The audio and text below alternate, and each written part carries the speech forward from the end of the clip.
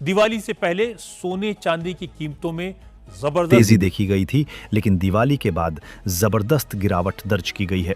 धनतेरस और दिवाली से पहले तेजी से बढ़ती कीमतों से जहां जरूरतमंद लोग काफी निराश थे, अब दिवाली के बाद उनमें खुशी की लहर दौड़ गई है।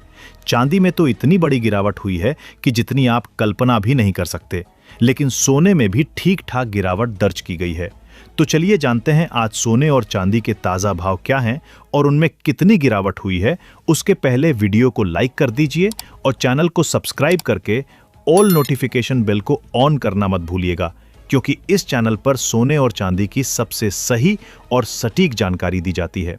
तो सबसे पहले जान लेते हैं आज के चांदी का ताजा भाव। भारतीय सर्राफा बाजार में 1 ग्राम चांदी का भाव 160 रुपए है। 10 ग्राम चांदी का 1600 रुपए है।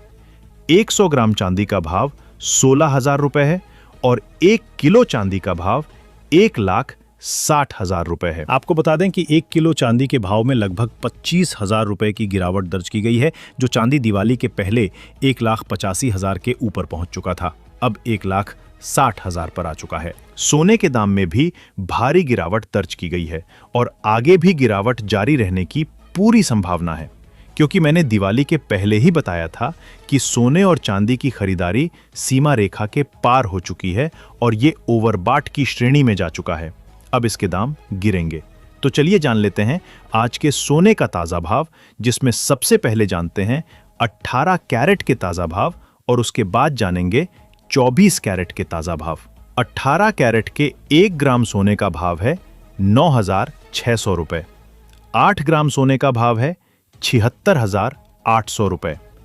10 ग्राम सोने का भाव है 96,000 रुपए और 100 ग्राम सोने का भाव है 9,60,000 रुपए।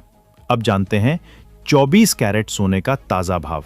किंतु अभी तक वीडियो को लाइक नहीं किया है तो प्लीज लाइक कर दीजिए और सब्सक्राइब नहीं किया है तो सब्सक्राइब भी कर दीजिए।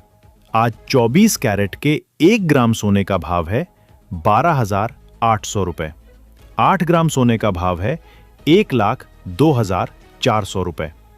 10 ग्राम सोने का भाव है 1,28,000 रुपए और 100 ग्राम सोने का भाव है 12,80,000 रुपए।